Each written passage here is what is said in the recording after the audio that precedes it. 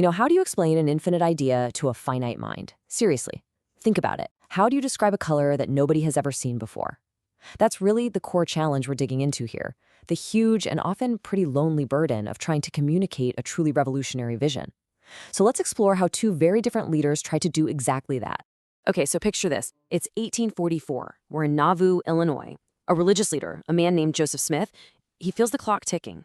He's got this entire universe of ideas swirling in his head that he needs to get out, but he's running out of time. The stakes just could not be higher. And for him, this wasn't just some intellectual exercise. You can feel the personal weight of it in his words. It was this profound, heavy burden. He felt totally isolated by a vision that was just too big for him to contain, and frankly, too radical for most people around him to even begin to grasp. And this gets us right to the heart of the matter, to this central paradox we're calling the Seer's dilemma. It's a problem that both Joseph Smith and his successor, Brigham Young, wrestled with constantly. How in the world do you give people a glimpse of eternity without completely shattering their sense of reality? So you've got these two key players, and they had, let's say, very different approaches.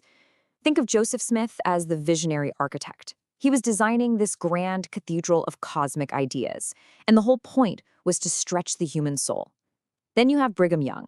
He was more like the pragmatic contractor, the guy who actually had to build that cathedral in the harsh, dusty reality of the American West.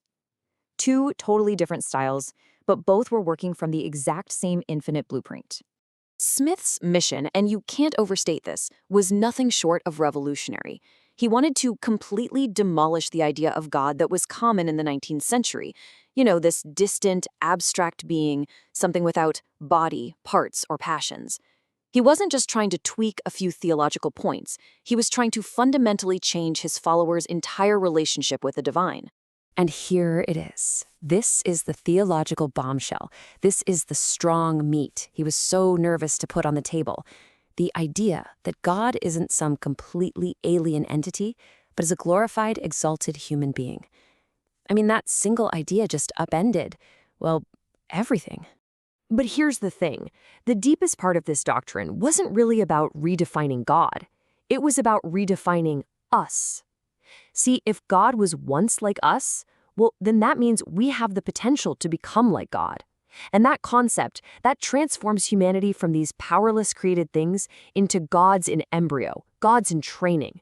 So after Smith's death, Brigham Young takes the reins, and now he's leading a people through the desert, and his whole approach to these giant cosmic ideas becomes intensely practical, totally grounded in the material world. Survival has a way of doing that. This quote, this just perfectly captures Brigham Young's whole philosophy. Now, it might sound like he's dismissing Smith's cosmic vision, but he's not. He's simply saying that divine principles are absolutely useless if they don't help you solve the problems that are right in front of your face, right now, today. Now, this practical mindset led him to his most controversial teaching, what's known as the Adam-God theory. And while the modern church has definitely moved away from this, for Young, this was the ultimate practical doctrine. It took the abstract, untouchable mystery of God and turned it into a tangible, literal family tree. You have to understand, Young's worldview was just so thoroughly material. For him, spirit wasn't some spooky, immaterial thing. Nope, it was just a finer, more refined form of matter. Spiritual laws were just as real and predictable as the laws of physics. So speculating about the nature of the Trinity was a complete waste of time if your crops were dying. His goal was to take this distant, invisible God and turn him into a proximate ancestor. So we have the visionary and the pragmatist. They seem like polar opposites, right? But what's so fascinating is that they actually shared a core teaching strategy. They called it milk before meat, and it was this really interesting kind of paradoxical method designed to create what they called holy desire. Okay, so here's how their playbook worked. First, they'd drop a hint about some huge, mind-bending idea. Then they'd sort of pull back, often scolding the people for not being ready for it. Now, this wasn't about manipulation. It was a deliberate method to make people hungry for more, to create a holy desire to expand their own capacity for understanding.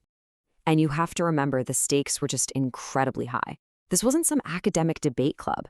Smith genuinely believed that if he revealed everything he knew all at once, his own followers would turn on him, and it could literally get him killed. He was walking a razor's edge between revelation and self-preservation. So what was the real obstacle here? What was holding people back? Well, It wasn't that they were unintelligent or unwilling. The real enemy, the true adversary, was the powerful, deeply ingrained religious traditions they had all grown up with. Smith used this incredible metaphor of glass.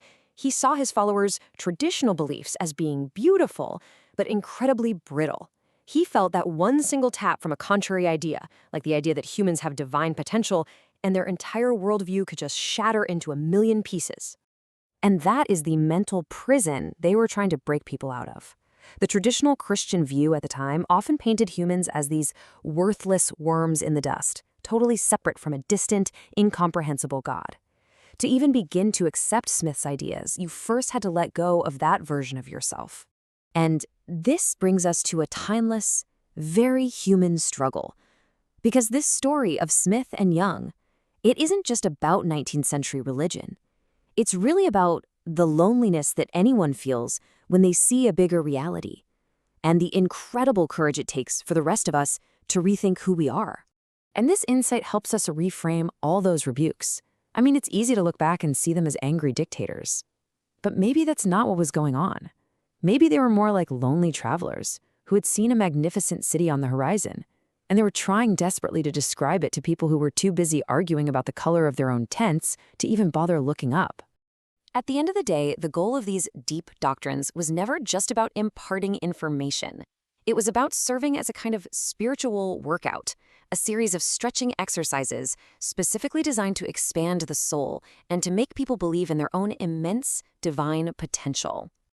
And this quote from Joseph Smith, it just says it all, doesn't it?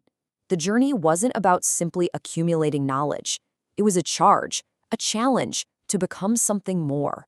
It was a call to stretch your very consciousness until it could encompass the vastness of the universe itself.